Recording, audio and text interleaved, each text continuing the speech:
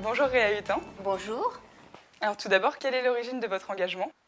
Depuis toute petite, j'avais la passion des animaux et surtout l'horreur de l'injustice, que ce soit envers les êtres humains, mais aussi envers les animaux.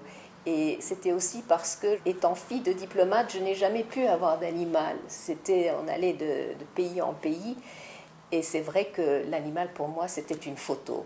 À l'origine, une photo de berger allemand. Et je vais vous dire que mes vœux ont été comblés parce que, en commençant l'émission 30 millions d'amis avec Jean-Pierre Hutin, on voyait les services rendus par les animaux, notamment les chiens de drogue, les détecteurs d'explosifs et tout ça. Et vraiment, ça nous a donné envie de prendre un berger allemand. Et d'où les mascottes de l'émission. Ça a commencé avec Mabrouk, qui était un des personnages les plus populaires de la télévision. Il venait toujours en tête des sondages devant Drucker, Sébastien, etc. Ensuite, ça a été une génération, parce que malheureusement, une vie de chien, c'est que 12, 13, 14 ans au mieux. Et dans une vie d'homme, il y a 3 vies de chien. Donc il y a eu Mabrouk, Mabrouk Junior, son fils, et ensuite Mabrouka, qui a été le porte-drapeau de la cause animale. Avez-vous des animaux actuellement, après la bien connue Mabrouka et ses précédents? À la mort de Mabrouka, ça m'a trop fait de peine, je n'ai plus voulu prendre d'animal, je ne voulais pas revivre l'horreur de la perte d'un compagnon pendant 14 ans, je l'ai eu pendant 14 ans. Donc plus de chiens, jusqu'au jour où une nuit on me dépose devant mon portail un chien, un labrador noir. Et je me dis, je ne peux pas prendre ce labrador avec le chat parce que ça ne va pas aller, etc. Je l'ai gardé pendant le week-end. On devait venir le chercher, l'emmener dans un refuge. Et il s'est assis devant moi, il m'a donné sa patte et c'était fini. Donc, et je dis que vraiment, lorsqu'on perd un animal, c'est terrible, oui, mais il ne faut pas se priver de la joie d'en avoir un. C'est vrai que maintenant, j'ai mon labrador, il s'appelle Freedom, et c'est un bonheur absolu. Mais j'ai aussi un âne, des poneys, des lapins, des chèvres, tous récupérés sur les différents sauvetages de la Fondation. Il ne manque jamais de m'appeler en disant « Madame Hutin, nous avons 3 chèvres, vous voulez bien les prendre ?» Oui, bien sûr. Donc voilà, et ça va continuer comme ça. Il semble que votre combat s'oriente davantage vers les animaux de compagnie. Pour autant, vous réclamez-vous également de la mouvance des associations de protection des animaux de rente d'élevage? Vous savez, à l'origine, 30 millions d'amis, c'était une idée de mettre en exergue cette formidable complicité qui existe entre les êtres humains et leurs animaux de compagnie. Et on se rendait compte, il y a 40 ans, qu'il n'y avait que des documentaires sur le lion qui dévorait la gazelle, des magnifiques documentaires sur les animaux sauvages, et on se disait, mais au fond, ces animaux qui sont tellement proches de nous, il n'y a rien sur eux. Donc c'est là où, il y a 40 ans, à la naissance de 30 millions d'amis, on a voulu filmer le chat comme si c'était effectivement un tigre avec des ralentis et tout ça. Et il faut savoir qu'à l'époque, il n'y avait que 3 chaînes et donc nous avions 11 millions de téléspectateurs, d'où cette génération 30 millions d'amis qui a surgi avec cette nouvelle sensibilité. Donc effectivement, ça a commencé avec les animaux de compagnie, mais aujourd'hui avec la Fondation 30 millions d'amis, bien sûr, ça s'étend à toutes les souffrances, à toutes les maltraitances, que ce soit des animaux sauvages dans les cirques, que ce soit des animaux d'élevage, les élevages intensifs. Donc on est sur tous les fronts. Que vous évoque le sujet de l'expérimentation animale et la possibilité de méthodes alternatives? On sait aujourd'hui qu'il y a des nouvelles technologies, c'est pas possible, il y a les cellules souches, il y a les modélisations informatisées, il y a tellement de possibilités, mais nous on continue, on demande les mêmes tests qu'il y a 40 ans sur les animaux. Ces tests ne sont pas fiables et qu'il faut vraiment qu'il y ait une volonté politique de changer les choses et qu'on mette en place des méthodes alternatives. D'ailleurs, la Fondation 30 millions d'amis finance ces méthodes-là comme Valitox, où on essaye de voir comment on peut détecter tous ces produits nocifs en travaillant sur la cellule humaine et non plus sur des animaux. Il y a de plus en plus de chercheurs à travers le monde qui disent que ce n'est pas fiable.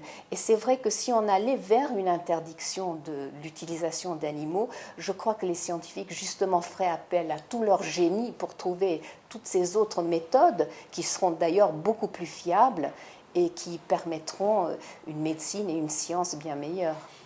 Ces dernières années, la question de la protection animale a été largement relayée par les réseaux sociaux. Qu'en pensez-vous en tant que femme de télévision?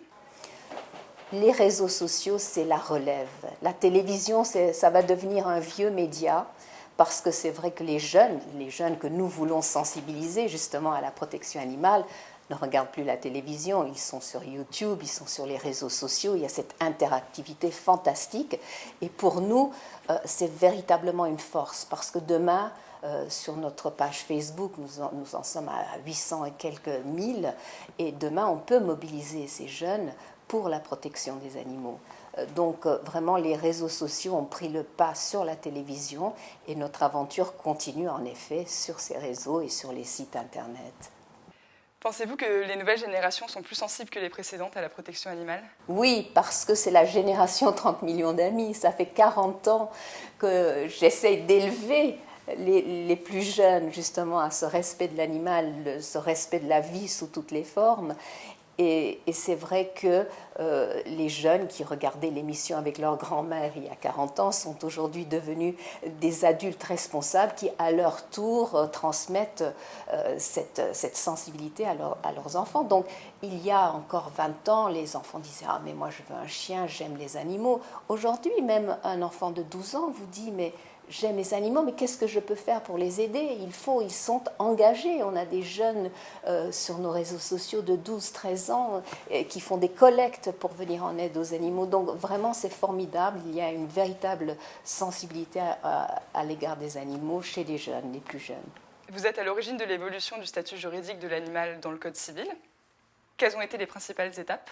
Tout d'abord, c'était que nous avons fait appel à 24 intellectuels, philosophes, écrivains, pour signer un manifeste où justement on disait que ce n'était plus possible qu'on nie l'évidence que l'animal est un être vivant et sensible, alors que le Code civil le considérait comme un bien meuble.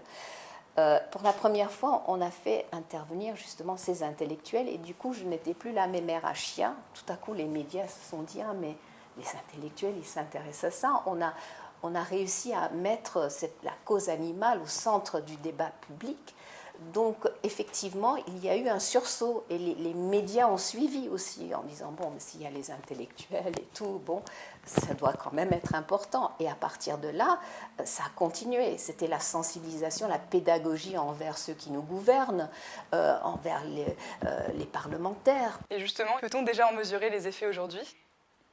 Vous savez, déjà le fait qu'on admette que l'animal est un être sensible et vivant, c'est énorme. Donc, disons qu'aujourd'hui, les magistrats vont prendre cela en compte. Il va y avoir toute une jurisprudence. Donc, en effet, c'est une base sur laquelle on va pouvoir travailler. Peut-on compter sur d'autres moyens ?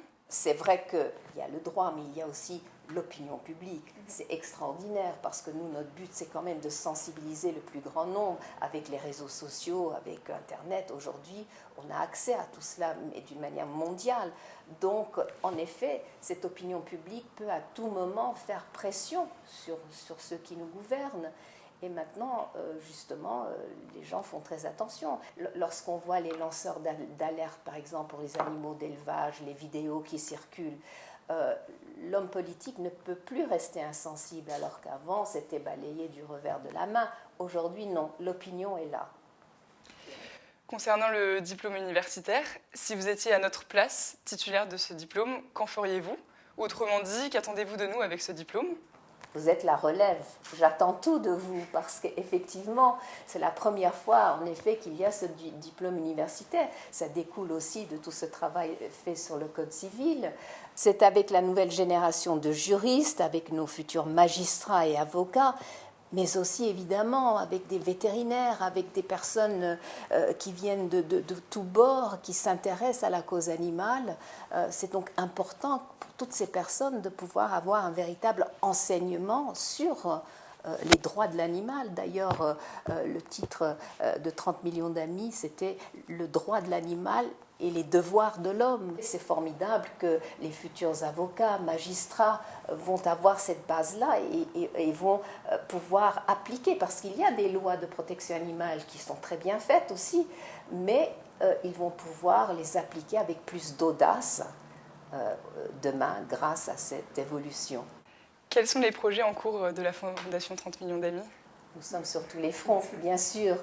La Fondation, déjà, sur le plan des refuges, c'est-à-dire nous aidons 250 refuges à travers la France. Nous avons tout un travail sur le terrain par rapport à d'autres associations qui sont des lanceurs d'alerte, par exemple, qui passent des vidéos extraordinaires sur les méthodes d'élevage, etc. Mais nous, on est aussi sur le terrain. On a plus d'une centaine de procès.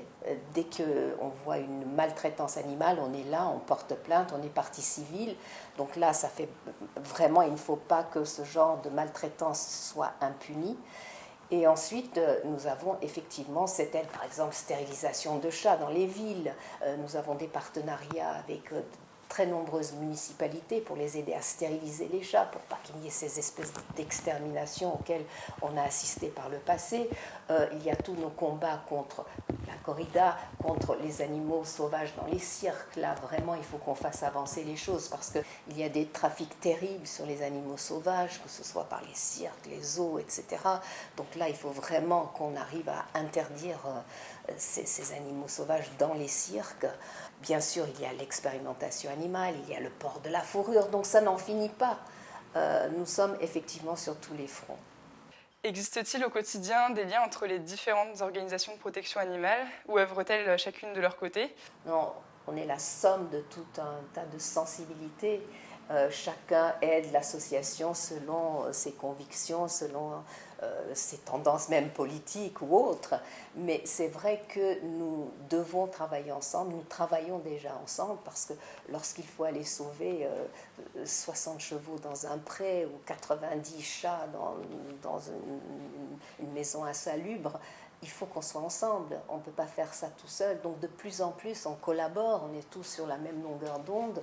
Chacun fait son truc à sa façon, mais dans l'absolu, on collabore sur beaucoup de cas. Nous avons une grande collaboration à l'international aussi. Là encore, c'est grâce à Internet, à ces contacts qu'on peut avoir.